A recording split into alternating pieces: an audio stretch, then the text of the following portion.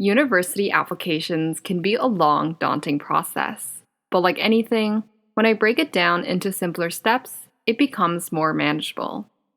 In this video, I will reflect on the steps I took to complete my postgraduate applications this year with the intention that it'll help you through this process.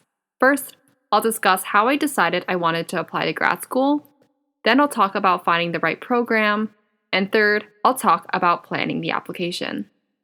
After that, I'll discuss how I wrote the application, my timeline for submission, and finally finish with my results.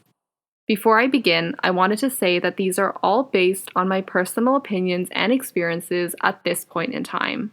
Things are always changing, so if you're intending to apply to postgrad courses, it's also a good idea to supplement your research with other sources. The first thing I did was ask myself, do I want to apply to grad school? To answer this question, I considered my areas of interest, my goals, and whether grad school would help me reach these goals. I reflected on these questions throughout my second to third year.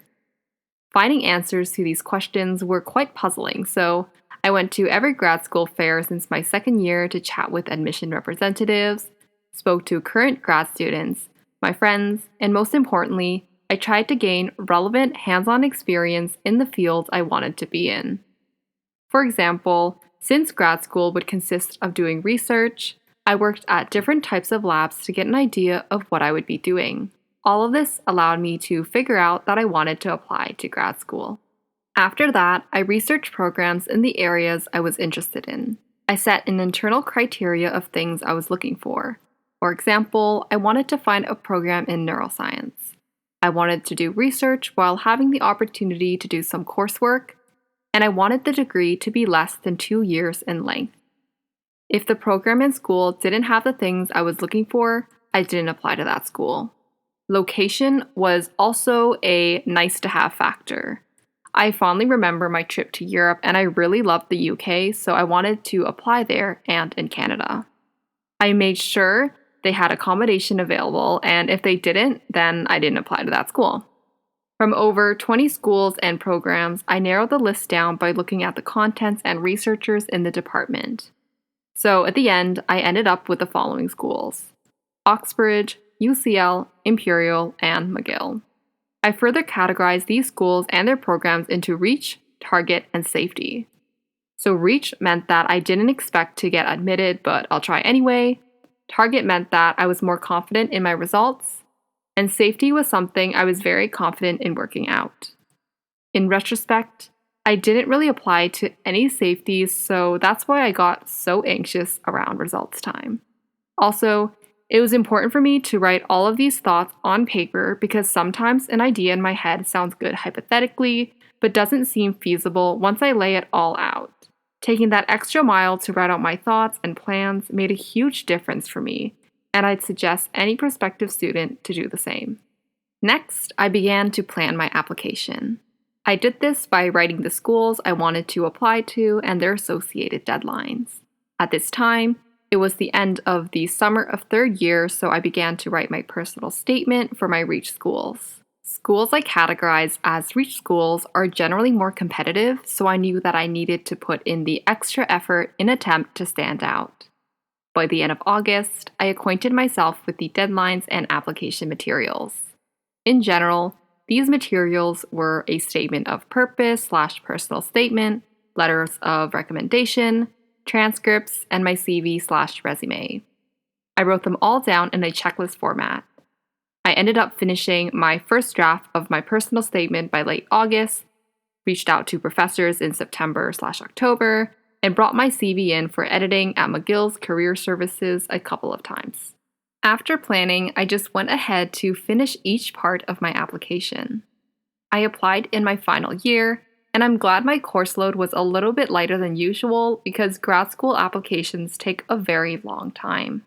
So, if I were to provide advice for anyone, it's to have a lighter course load in the term you apply to grad school. The hardest part of it all is just to sit down and start. I know sitting down and staring at a blank page is pretty discouraging, so go about your daily life, and if something comes up in your mind, then write it down on a scratch pad. Then pick another day and write an outline. Then on another day, just start writing anything. It's not going to be perfect the first time, so just letting go of that expectation helps a lot as well. This part is relatively straightforward.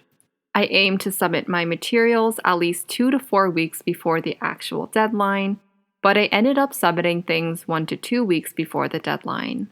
Things always took longer than I thought, so I set a buffer week for myself just in case I fell behind. Around results week, it gets pretty stressful. I'm going to share 2 tips regarding mindset. The first is to have this mindset of, I did all that I could, and no matter what happens, it is what it is. I actually had a week where I was expecting results, and because I didn't hear back, I thought I got rejected from absolutely everything, and it was definitely really hard. Nevertheless, I told myself that I did the most I could, and I should be happy that I was even eligible to apply. That made me feel a lot better for what I thought happened. The next tip is to be positive and to believe in yourself, because no one else is going to believe in you if you don't believe in yourself. This is something I tried to stand by throughout the entire process. Luckily, I heard back from my UK schools just a bit later than intended.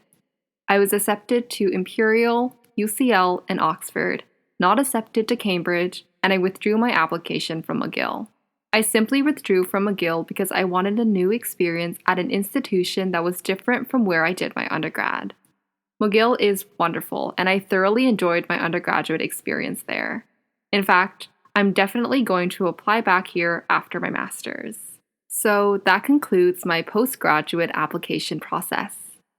The general takeaway of this year-long process is to mentally break down things into smaller pieces.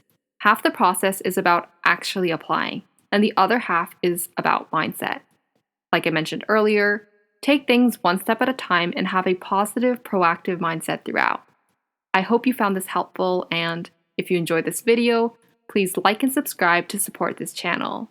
See you in the next video.